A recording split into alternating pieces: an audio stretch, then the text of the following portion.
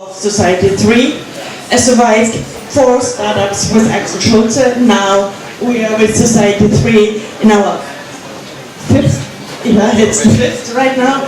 And I have to say, I really enjoy having you all with us. And I know how tough it is also as a startup to be at an event at 5 o'clock here. Because I know when you are going back home, you will sit in front of your computer again, and tomorrow morning, and so I really feel with you, and I'd like to thank you for joining us today. To make it very short, I'd like to introduce Axel. Axel, he is a serial entrepreneur here in the US, but also in Europe. 2 IPOs, 1 company, 5 billion in revenue, and Axel and I, we sailed and drive through the US, I think 2008, and we said, what are we doing here? And then we said, you know, there's so much going on in San Francisco, there is so much vibe here, so why don't we just continue? We don't want to retire, we really want to also give back to startups, to young entrepreneurs, what we learned in the past. And now we came up with the idea and said, hey, let's start with the accelerator. And we started this year in January. And I think, Axel, you have more to tell about that. Okay, happy to. Okay. All right, thanks a lot, Marita. Thanks everybody for coming. And yeah, so the accelerator, real quick, is all about traction. And I'm very happy how our own traction went, because it took 6 weeks to actually put together the first flight, as we call it internally. We have 9 great startups in the program. We have 37-ish applied for the next program, so we actually built traction ourselves, so that's cool. Before I start, I want to actually thank all of you. Okay? Yeah. I thank all of you for one thing, that you all helped put this actually together. You know, if you look at what's going on in terms of the numbers, we had, you know, actually thousands of mentions in the web. We had a couple hundred people who helped us invite others. Many of you I don't know, and many of you don't know me, but you knew somebody who said, hey, this might be interesting, or you heard it from, you know, from the crowd, basically. Okay? So this is an awesome contribution of you, because we haven't done anything to really promote this. So all it did for us is advocacy. We didn't do a mail shot, we didn't buy addresses, we didn't look around, we didn't have an advertising, not a single one. We didn't do anything on SEO, we didn't do any of that. We completely betted that you will get your friends in if you think this is interesting. And that is actually all about traction. You can do this the same thing with any of your product. No matter how complicated or how easy, how simple, B2B, B2C, B2 anything. You can do the same thing. And it didn't cost us a dime. And that's something which is kind of very deep in that whole traction movement. Meaning, use the connections of the connections and the friends. And if you don't, you will end up like the old companies who sell products differently. So today, 80% of business decisions, purchase decisions, decisions to go to an event are based on mentions and recommendations.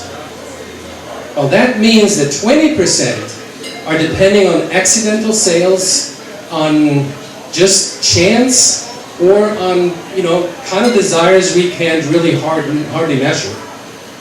So if we know this, then we need to trust that mentions and recommendations is where to go in the future. So companies today still don't take this for real. They still advertise, they still cold call, they still SEO their websites to death. They're sometimes so hard to read because of all the SEO overhead. But if you trust in mentions and recommendations, you don't need to trust that people find you. You need to trust that people recommend you. And that has nothing to do with SEO. Which means companies work the old way for probably the next 5 to 10 years. Now, for you, This is a gigantic opportunity. Because if you take the new paradigm of working with friends and with networks, you can outperform pretty much anybody on your competition, no matter how big these guys are. And if you think about that you need to take on maybe a company like Cisco, you would say, oh yeah, give me a break, Cisco. Well, yes, you can. And trust me, you can. Just start with the first couple steps to get traction in that way, what actually consumers or users want and not what advertising industry is telling you. So here's an interesting situation. You probably have seen stuff like that. These are the new yellow pages. It's one way of doing advertising is in yellow pages. Now, the interesting situation is that 5 days after they are produced, about, I think the number is 93% going to trash. Which means there is a gigantic production, and advertising is driving it, and it goes straight to the trash. So how cool is that? Why do people do that? Anybody know why? Why is this even existing? Habit. Huh? Habit. By habit. Habits? I don't know. Huh? No, it's revenue. It's dollars, pure dollars. And this is how much it is. $23 billion of advertising go into yellow pages on a global scale, knowing that the stuff goes straight to trash or probably not knowing. This is the efficiency of advertising. And this is only one of many examples I don't have the time tonight, but the problem is that we know that this is not going to work, but we don't see any alternatives. So who of you is actually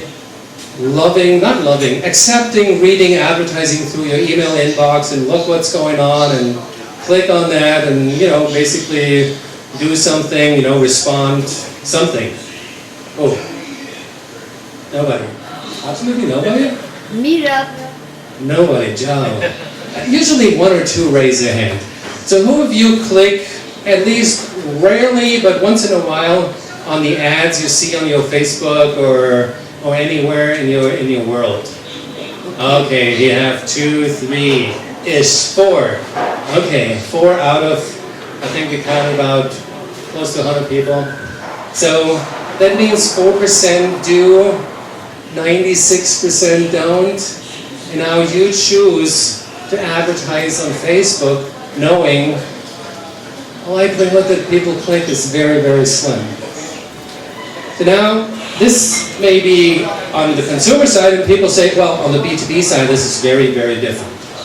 Well, here in this chart, this is a typical company building, the upper levels, some executives, and whoever has been in sales knows, you look for the decision maker, for the budget holder, for the economic buyer. They have all terms for these figures, and this is your target audience. Now, who of you has been working in any kind of medium to large company in the past? Who worked in one of these bigger companies? Oh, okay, quite a bunch of people. So who of you believe that the decision maker makes a decision ignoring what everybody says internally and they just do their decisions? 1, 2, okay. Well, the reality is they don't.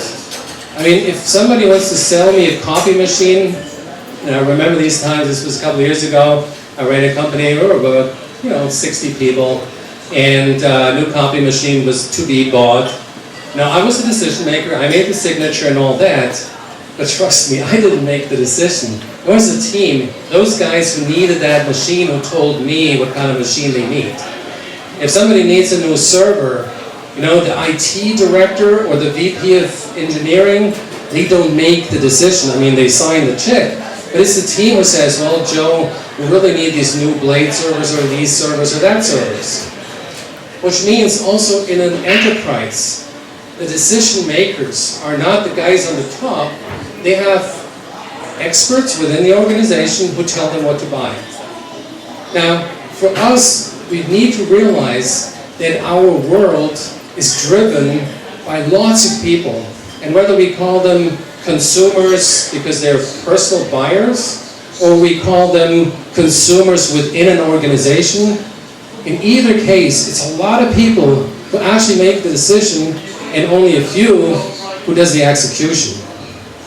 Okay? So we realized when we looked through processes, you know how a sales process looked like in the 70s, 80s, and 90s, was a perfect match, one side with the other side. So there's a buying side and there's a sales side, and that matched perfectly. So if we flip through, because I don't want to go through the details, we'll see that in around 2010, the process has been broken. Because there was no lead generation anymore, people looked up stuff on the internet, they went to Google, and then they figured out what other friends said, and so forth and so forth. And at the end of the day, today's sales processes don't match the buying pattern anymore. Now, in 2011, that was my last project, I was trying to help a large multinational, multi-billion-dollar company to understand and potentially implement social selling, social marketing, and the whole social spiel. The good news was that they really were really interested to do that. The bad news was, what can you expect what the bad news was? Come on, guys. Huh? Low budget. The budget would be up north of $1 billion to do that. There's so many implications that they can't. And this comes back to your opportunity. Because you don't even start there. You do this right in the first place.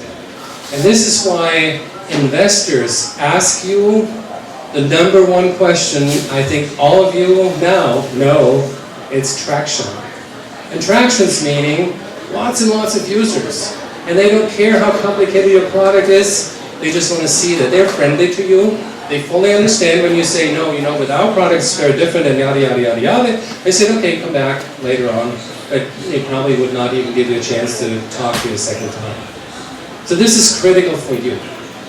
And it boils all down to advocacy, where you use basically the outside world around you and your first beta or alpha users to get traction. We call this democratization of influence. Because today, we all have more influence in pretty much anything than ever before in our lives. That influence is so strong, it influences the politicians, it influences product, it influences large organizations, it influences pretty much anything. Okay? So, what we try to do here is tell you or give you an idea why you will outperform pretty much any enterprise and any existing company. There's so many reasons to do that, and that is what most of us call disruption. Take Uber. There were a bunch of companies who did improve what taxi support could be. They had little taxi apps and they were very cool. And Uber said, you know, what is here the real big deal? Well, the real big deal is that the taxi organizations and everything behind is very clumsy, is very cumbersome, is hard to deal with, and they suck up so much money from the top that taxi driving is extremely expensive, way more than it should be. And the end of the song, you probably all know, it's Uber, and cost half, is much quicker, and we all love it. That's disruption. The entire taxi industry is disrupted. And this is where people put the money in those kinds of applications, in those kinds of solutions, and these are the $1 billion where many large investors get a $1 billion fund together, like here Siemens, for instance, a $100 million fund to do only one thing, disrupt production. Because the large companies know that they would not be able to compete with you in the next 5 to 10 years. There's no way in heaven they can. There's my own project, as I told you, we would probably $1 billion just right there. And the big difficulty is, even if they would spend $1 billion, which they could easily, I mean, I can tell you this would be no problem. but there's no guarantee that it actually works. So what they rather do is put money into startups, and you see the hundreds of millions of dollars coming in from industrial investors, from portfolio companies, from all over the world into startups, and that's you. So you have the most golden future, basically, the startup ever had. With the only caveat, traction is the thing you need to be worried about. So here are a couple of those. No, they're $10 billion valuation, and Uber was at like 3.4 or 4.3 or whatever on that list in April, and they were just jumped up to 10 billion again. So that's the new normal. Now I want you to understand that the investors who put money into these kind of companies, and you see this, probably you can't read it, but the value, the money put into these companies range anywhere from 100 to 500 million to almost $1 billion.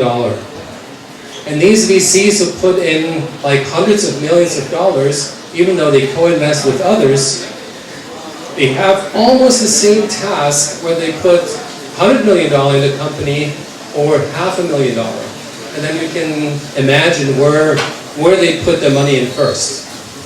Which means again that they look for those kind of exits, that's what they want, and this is your task. And since it's possible, and I think this event is a cool example, with zero advertising and zero conventional marketing, we got where we are, so you can do the same thing for something that is much smarter. I mean, we're competing with, I don't know how many meetups every day, and we got this together. So I'm grateful that you helped. Thank you. And you can do this for your own company, for your own product and services. Okay? So, here's the sad part. This is a statistic I just got a couple of days ago, basically. I didn't want to put the percentage in, but the percentage is actually 80%. 80% of the startups won't get even seed funding due to lack of traction. And this is why we put this event together, because I wanted to know that A, it's very simply possible, and B, it's absolutely critical. You know yourself. Who was running around and trying to get funding, and you heard this, we need more traction? Startups. Okay, a couple of you. So, and that's the reality, okay? So, it's all about traction. And that's basically what we do as an organization, but I don't want to feature the accelerator here. I want you to be fully aware why traction is so important. And this is because it gives an investor market validation. If you say, okay, I have 5,000 users, that means 5,000 people, whether they're within a corporation or outside, doesn't matter, be validated that there's something in it. And if you get like a couple hundred feedbacks, then it tells them they even actually like what you're doing, or they don't like it, but this is what they want you to do in order to make them like it. It's also testimony for your communication and networking skills, that you actually can run out and do that. And the list is long, so I don't want to go through the entire list. So that's what we are doing, and that's why we put these meetups together, so that you can also share amongst each other what you guys did to gain traction, and where you trouble having traction, because traction is, unfortunately or fortunately, is the most important part. You have your product, you have your team, these are almost kind of set values. But what you need to get, and this is something which you have in your own hands, is getting traction. Thank you very much.